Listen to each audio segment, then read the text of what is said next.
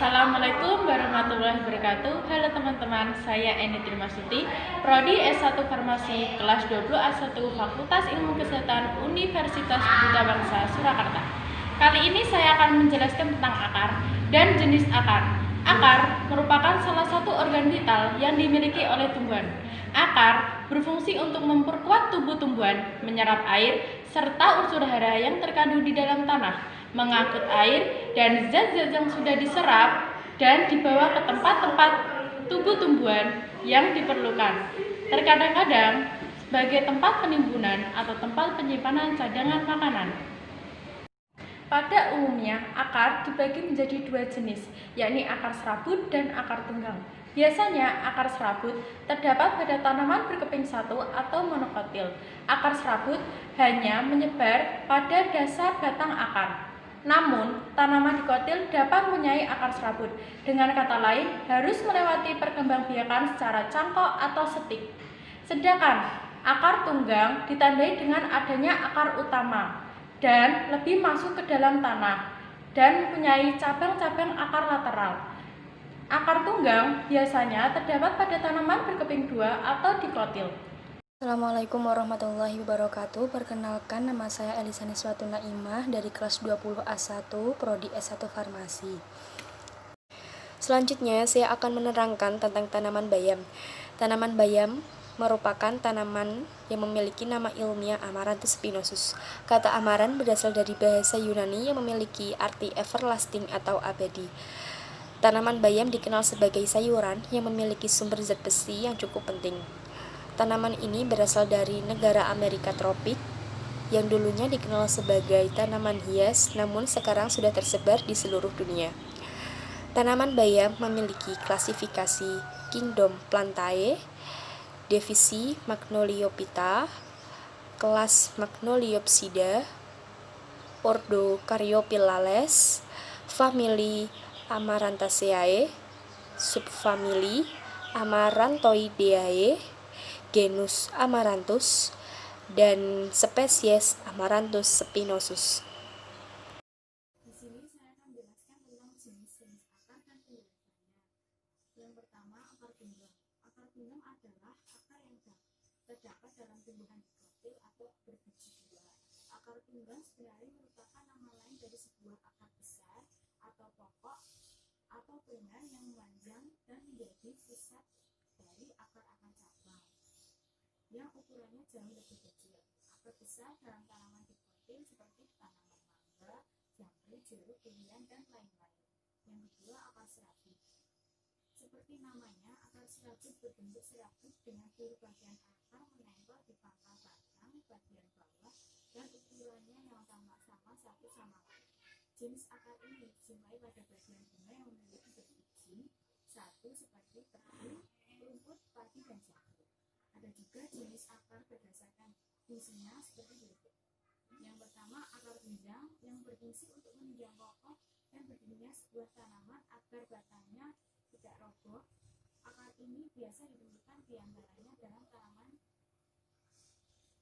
bakau dan pandan. Yang kedua, akar pelekat. Akar jenis ini dapat dilihat dari tumbuhan sirih dan tumbuhan memanjang lainnya. Akarnya berfungsi sebagai pelekat batang tumbuhan pada buku-buku batang tumbuhan lain atau pada tembok.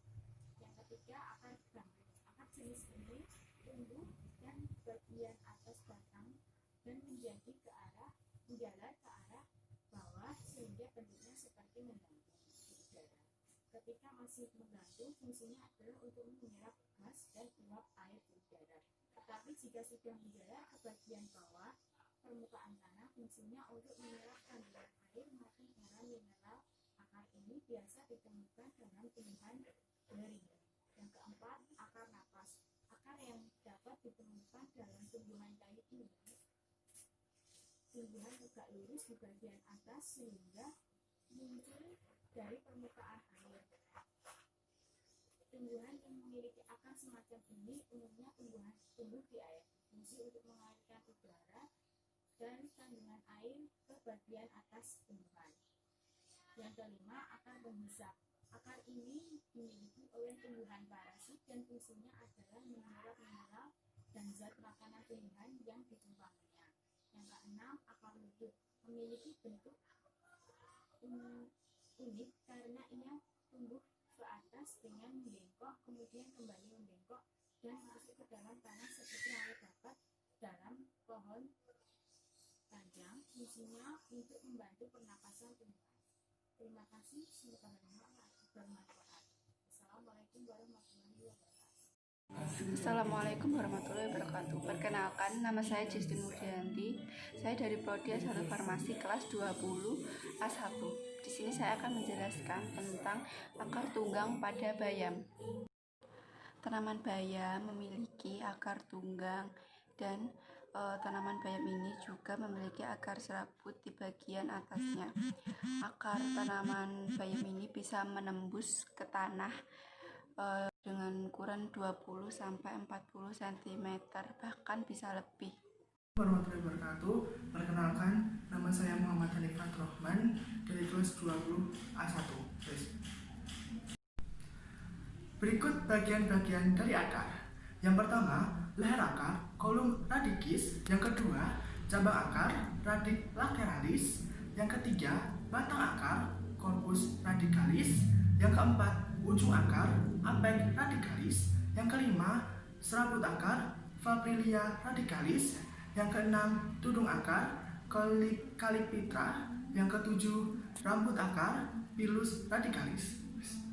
Assalamualaikum warahmatullahi wabarakatuh. Perkenalkan, nama saya Melati Darusiwi dari Prodi S1 Farmasi kelas 20A1. Di sini saya akan menjelaskan tentang morfologi tanaman bayam. Yang pertama, morfologi akar bayam.